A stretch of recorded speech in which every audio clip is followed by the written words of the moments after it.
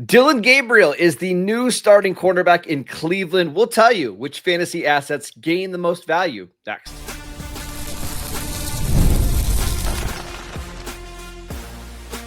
You are Locked On Dynasty Football, part of the Locked On Podcast Network. Your team every day.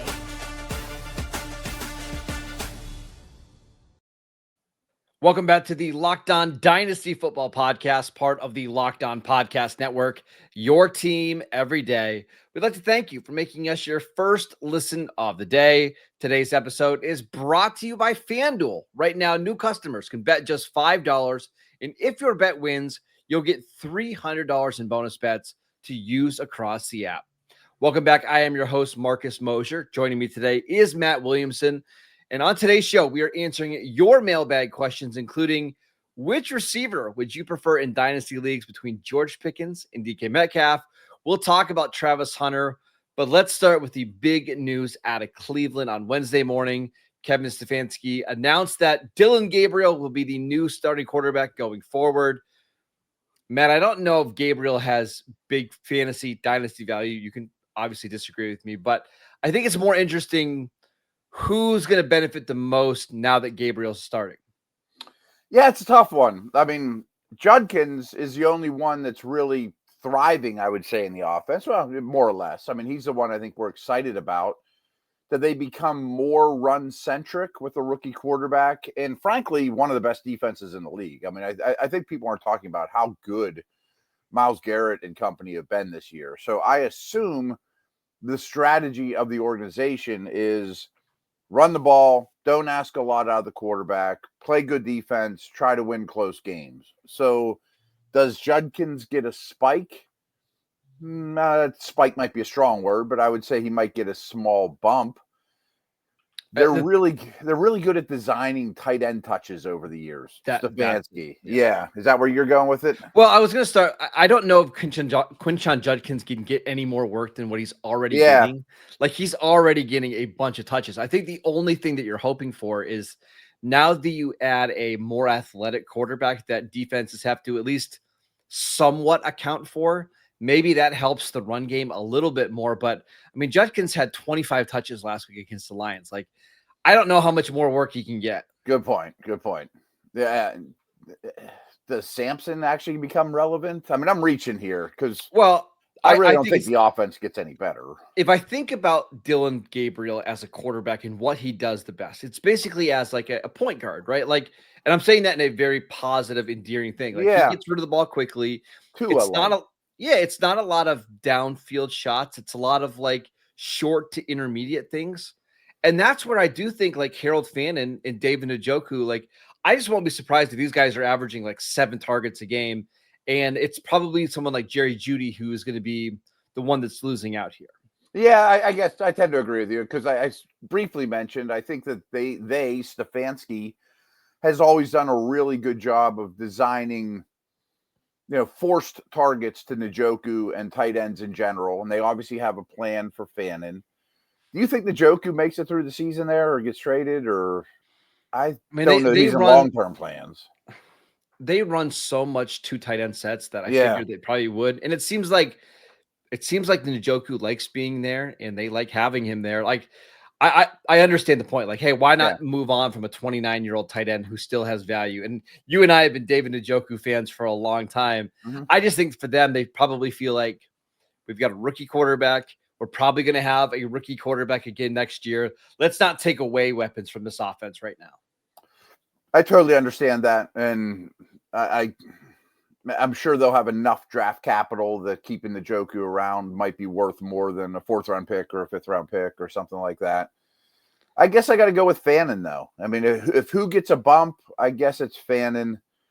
I still think Sampson's an interesting player that just vanished off the planet and would be easy targets for the quarterback, maybe more 3rd down stuff, but he's so far away from being relevant right now. Well, he's hardly getting any touches. As soon as Judkins came in the lineup, he was basically banished from this offense, which is wild because we like his profile, what he could potentially be. But you mentioned Harold Fannin. He had that big week 1 game against the Bengals, 7 catches for 63 yards. but his receiving yards have gone down in every single game since then. Last week, just 2 catches for 24 yards, but he's still getting a lot of targets. So that's probably the one guy that I would be buying low on. Yeah, I'm a Tillman fan. I just want to mention him, but I don't think this is a very fantasy-friendly situation for him. And I don't No, think and we should mention today he went on the injured reserve list Yeah. with a hamstring injury. Even last week, Matt, we saw Isaiah Bond starting to eat into his mention him too. Just anyways. This is just a very, very young offense. And usually that means bad. When we say young, that's a lot of times just means bad. But I do wonder if like having Gabriel, who can be at least somewhat efficient as a passer, could raise the floor a little bit here. I think that sounds optimistic to me. Especially when you look at their schedule in the next couple of weeks. It's Minnesota, then they come back across from the seas, and then they play Pittsburgh. Without a bye, it's gonna be rough. It has been rough. Yeah, I mean, do we think Shedeur Sanders gets on the field at all this year? Yes, I do. I think you would. If I was in charge of the team, and they probably don't see things the way I do, I would like to see both players. Unless Gabriel is so awesome that it makes no sense to put somebody else in. Like if he blows us away, then it's his job. But I'm shocked if that happens. So last thing here, we don't really think that Dillon Gabriel or Shedeur Sanders have a lot of long-term dynasty value.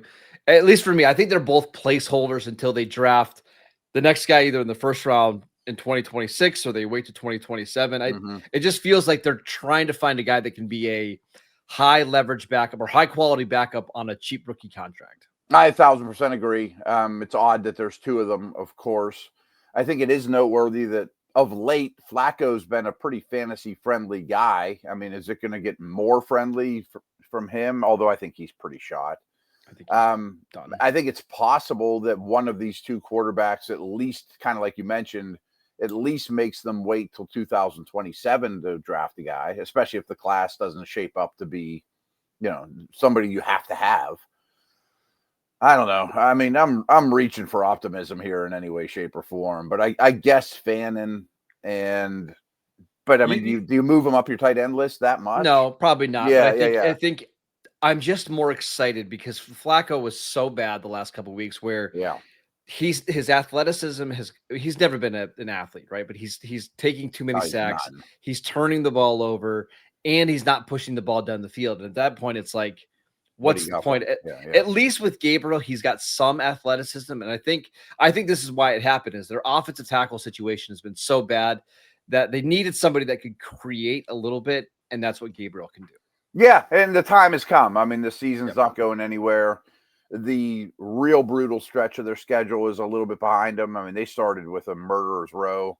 Not that it gets a heck of a lot easier. I mean, playing the Vikings who are staying in Europe and then directly coming to Pittsburgh the next week isn't great, but it's certainly time to at least have to see what Gabriel and or Sanders can give you this year.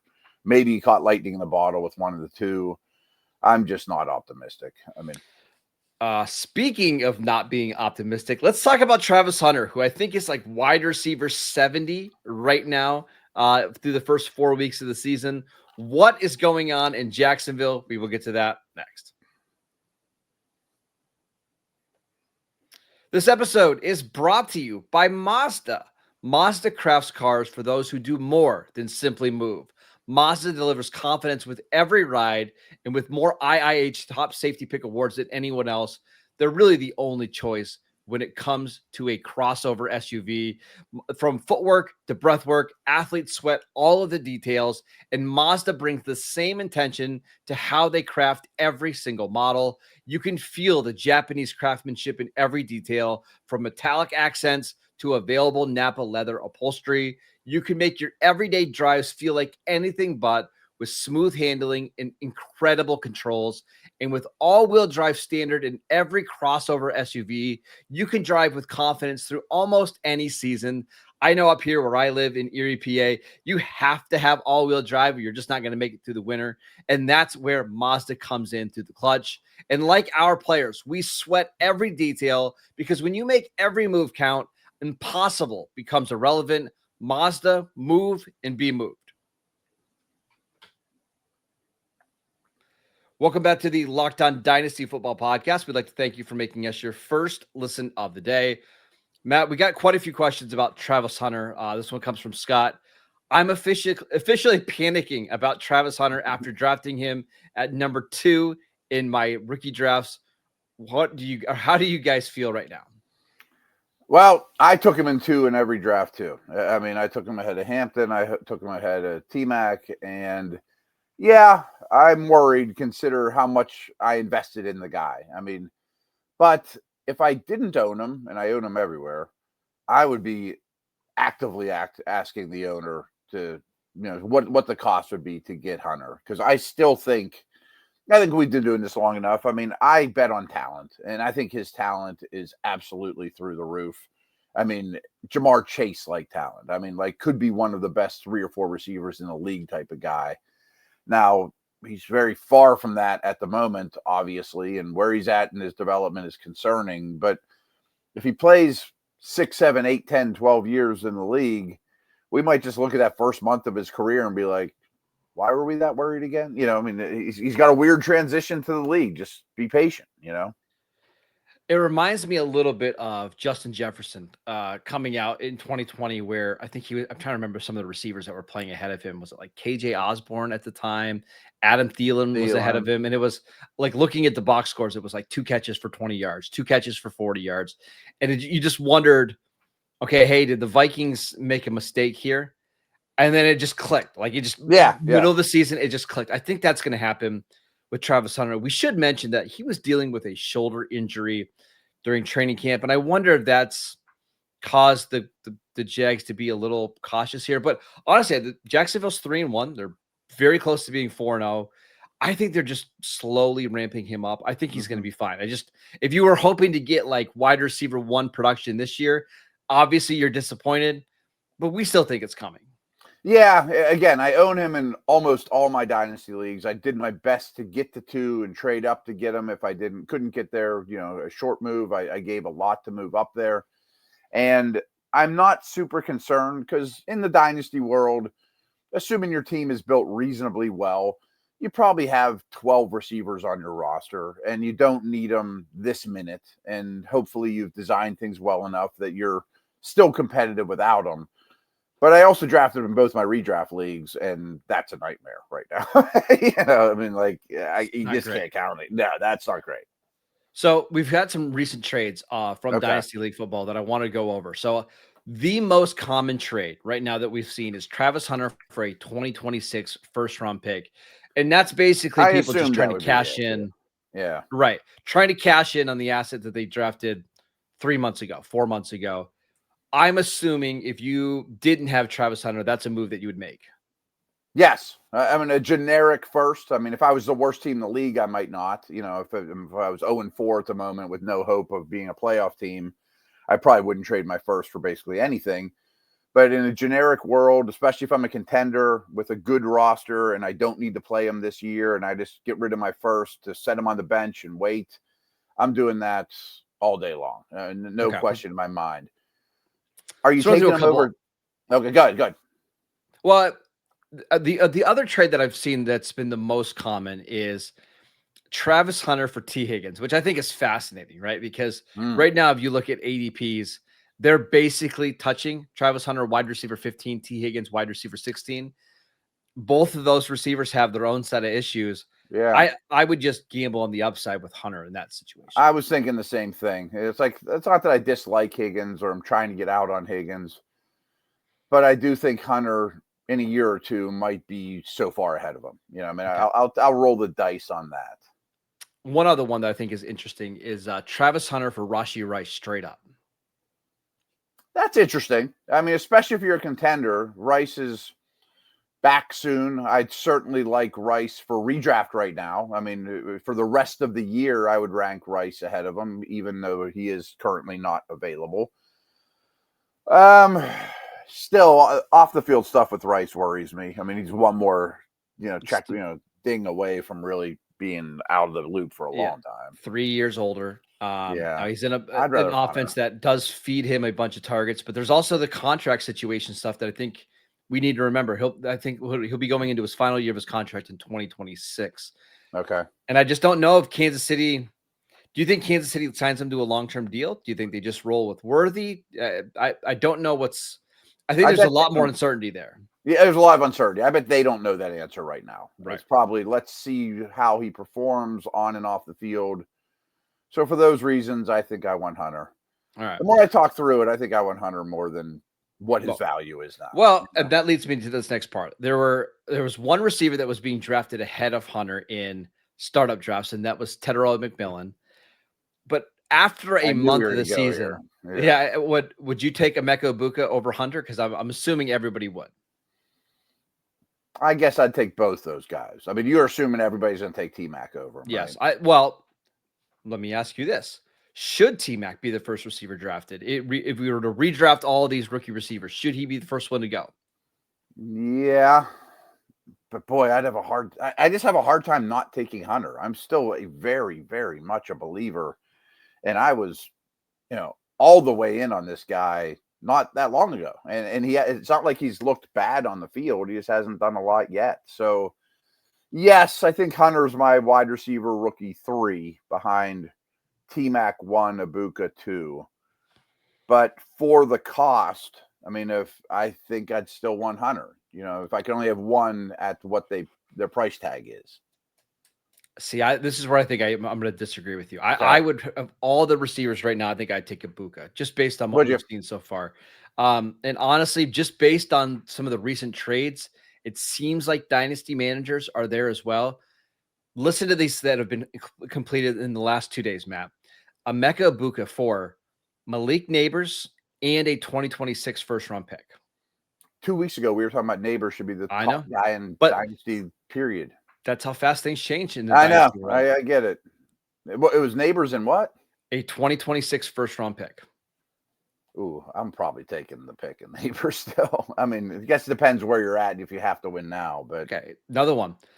It's Emeka Egbuka for Brian Thomas Jr., a 2026 first-round pick and a 2026 second-round pick. I want the Thomas side.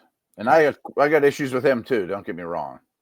Although his issues could open things up for Hunter. We should at least mention Thomas at this point. CeeDee Lamb for Emeka Egbuka and a second-round pick. Lamb. I mean, I think I love Egbuka, just not to this level. Well, we're going to get a new batch of ADP from Dynasty League Football in October, and I fully expect Emeka Egbuka to be not only a top 10 receiver, but I think he's going to surpass guys like Drake London and Nico Collins and Brian Thomas. And now you're talking about him as a top 6, top 7 dynasty receiver. Yeah, and I understand those moves. I don't understand, being right there with like CeeDee Lamb. I wonder if that's more just hey, I've got a contending team. I want to try to win right now. Egbuka's healthy. CeeDee Lamb is not. Yeah, I mean, there's a lot of recency bias in those couple trades. There is. I'm not sure I'm taking him over London or Nico. I don't think I would. Oh man, you know how much I love Drake London. I love London, and if I was a Drake London owner, I think I would flip him for Egbuka right now. Really? Okay. Yeah. He's been awesome. Like he's been absolutely incredible. I just don't think he's as talented. No, I 100% agree, but I don't think Amon-Ra St. Brown is necessarily more talented than like Drake London or Nico Collins, but the situation is just so great for fantasy. It's hard to ignore. That's a great point. I mean, can Egbuka get the St. Brown levels though? I mean, that's year after. I mean, though. I know so far after 4 weeks, but I'm talking about like year after year, first round. I guess the only thing that makes me think it's possible is you just look at those other receivers. Chris Godwin, I know he was first game back from an injury last week, but he just looked so cooked, and Mike Evans can't stay healthy, and he's already talking about retirement. Like there's a chance that we're just looking at this receiver core in 2026, and it's Emeka Egbuka, it's a washed up Chris Godwin and Jalen McMillan, and it's Egbuka getting double-digit targets every week. Again, I'm not saying that that's 100% going to happen, but I could see a world where that's where we get to. My reservations aren't about who's blocking him or his situation at all. It's just talent-based. I just don't think he's as freaky as these guys we're talking about in terms of movement skills, size, speed, the scouting report. Yeah. But the St. Brown thing makes me take a step back too. That's a great call. Let's talk about some receivers from our perspective teams. George Pickens, an old friend of yours, and DK Metcalf. Which one would you prefer in your dynasty leagues? We will get to that next. This episode is brought to you by FanDuel. The NFL season is here, and FanDuel has an offer that you don't want to miss. Right now, new customers can bet just $5 and get $300 in bonus bets if you win. That's right. Pick a bet, put down $5, and if it hits, you'll unlock $300 in bonus bets to use across the app. I love FanDuel because it gives you so many different ways to play. Like, my favorite thing is waking up on a Sunday morning, putting together a 2 or 3 leg money line parlay where you're just picking the teams that you think are going to win that week. I also love following the live lines, seeing how the game and the lines change as you get closer to the end. It makes watching football even more exciting when you've got a little something riding on the action. And whether you're a casual fan or love diving into the stats, FanDuel makes the game day experience so much better. So what are you waiting for? Visit FanDuel.com to download the FanDuel app today to get started. This episode is brought to you by Monarch Money. Most people can't name all their financial accounts or even what they're worth, whether it's 401ks, properties, or investments. And when you don't have the full picture, you end up leaving money on the table. But that's where Monarch Money comes in. It's an all-in-one personal finance tool that brings your entire financial life together in one clean, easy-to-use interface on your laptop or on your phone. Monarch does the heavy lifting for you. You can link all of your accounts in minutes, see clear visuals, get smart categorization of your spending, and finally feel in control of your money without ever touching a spreadsheet. I linked all my accounts to Monarch, and I immediately found a couple subscriptions that I wasn't even using. It's just, I was throwing money out the window. Monarch helped me cancel those, and now I'm saving more money every single month. So don't let this financial opportunity slip through the cracks. Use code LOCKEDONNFL at monarchmoney.com in your browser for half off your first year. That is 50% off your first year at monarchmoney.com with code LOCKEDONNFL.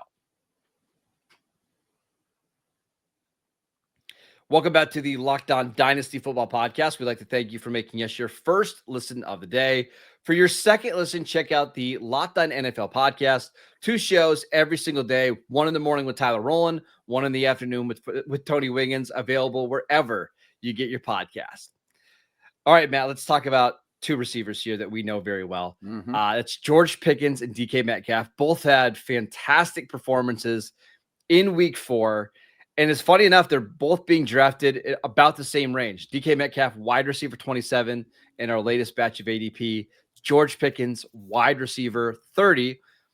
Which of these 2 do you prefer in your dynasty leagues? So Metcalf's clearly the one in Pittsburgh, but his targets aren't what people think. I mean, I think he has 9 targets still over the last 2 weeks combined. Everything that the Steelers do is short. Now, I do think there'll be some more deep shots, but his volume and his ADOT are real questionable right now. I think I'd still take him, though. And maybe it's just me being close to the Steelers, and I'm not trying to look at this through black and gold colored glasses too much, but I just trust the person much, much more. Let's just leave it at that, I guess. Well, and that's why he was available for a third round pick. I think if you're making like the bull case for George Pickens, he's gotten more involved in the offense every single week. His yardage has improved every week. Last week against Green Bay, in his first game as like the clear-cut starter, the number 1 receiver, 8 catches, 134 yards, and 2 touchdowns on 10 targets. Like, this is just the offense that produces big fantasy numbers. Sure. He's also 4 years younger than DK Metcalf, but Metcalf signed a long-term contract in Pittsburgh. So, it's a more of a stable situation, whereas Pickens is on the last year of his deal. And while the Cowboys have been adamant that they want him to come back, we know how contract stuff works in Dallas, so nothing's guaranteed.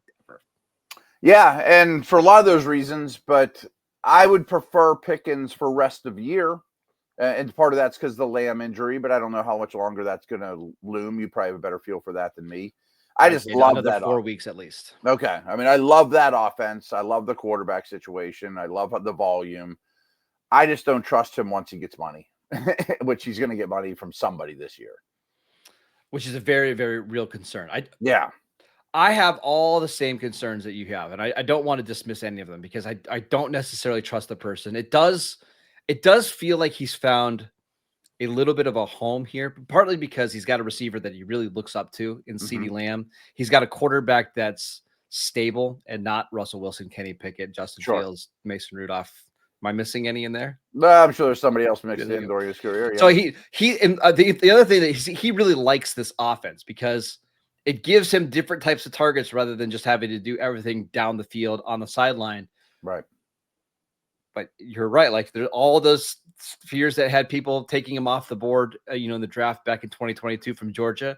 It's the reason why Pittsburgh moved on from him. If it's just a pure talent thing, I'd take Pickens. But here's the other thing I want to know, Matt. How do you think Metcalf's game is going to age? Because I think he's 27, 28 right now, but so much of his game is based on being bigger and faster than everybody. How is that going to work 2 years from now? Well, I do think, and a lot of this is Rodgers, that they've asked him to do a lot of different things this year. Many more in-breaking routes, yards after the catch, stuff over the middle. He's not just a vertical guy. They don't even throw. I mean, Rodgers threw 3 passes past 10 yards last week and none over 20. This feels like Big Ben 2021. Again. A lot. And the protection's not great. And there's an extension of the run game. I'm going to try to remove myself in a Steelers situation. With Austin being banged up and the Steelers on a bye, do you think they might add a receiver in the next week or two? I mean, there's probably, but I just don't think it's going to be any big name that's going to. It's not Olave or Myers. No, Well, I think Myers. I mean, that's probably the high end of what you. That's what I was thinking too. The Olave one is hard because Olave's contract is also up, and if you're Pittsburgh, can you really afford to give 2 receivers $30 million a year? I mean, I know you're not paying a quarterback, so I guess theoretically you could, but it doesn't seem like that's something they want to do. Yeah, I have those concerns too, but I just think this week might be telling in terms of adding a receiver or not. And in this offense, if another legit number 2, I don't even want to say number 1, it would definitely hurt Metcalf. I mean, because he's not getting a lot of volume now. Can I interest you in like an Allen Lazard? No. He'd make the team. It'd be better than some of the dudes that they're playing, but I would think they'd aim higher than that. How about like an AD Mitchell who might be on his way out in Indianapolis? Yeah, I was going to say a Pierce or a Mitchell or somebody like that. I would have more interest in. Myers, I would say, is the high end. Probably. So just to recap, you do like Metcalf slightly more than George Pickens in Dynasty if you had to pick between the two. Yes, but I do like Pickens more in redraft. Okay. And are you starting to move Pickens up a little bit in Dynasty just based on what we've seen over the last couple of weeks? I've always had him higher than ADP. I mean, I am a fan. It doesn't sound like I'm a fan, but I am a fan. I own him in all my redraft leagues. I mean, I expected him to have a monster season this year, and looks like I might be right. We're not out of the woods yet, but I just don't trust him long term. A couple of receivers that are being drafted ahead of Pickens, just to go through this. Devontae Smith, wide receiver 28. Smith. Okay. DJ Moore, wide receiver 26. No. Okay. Zay Flowers. Steelers could trade for him. Yeah. I don't know. Yeah. Zay Flowers, wide receiver 24. No. McLaurin, wide receiver 23. No. Jamison Williams, wide receiver 20. No. Okay. I just don't love that neighborhood, apparently. Yeah. No, but that's probably why you have a lot of DK Metcalf, is because Metcalf is being drafted in that range. So yeah, exactly. All right, that is it for today's show. We'd like to thank you for making Locked On Dynasty Football your first listen every single day. Check out the channel on YouTube, download the podcast wherever you get your podcasts. We are free and available on all platforms. Follow Matt on Twitter at Williamson NFL. I'm at Marcus _Mosher, and we will see you right back here tomorrow.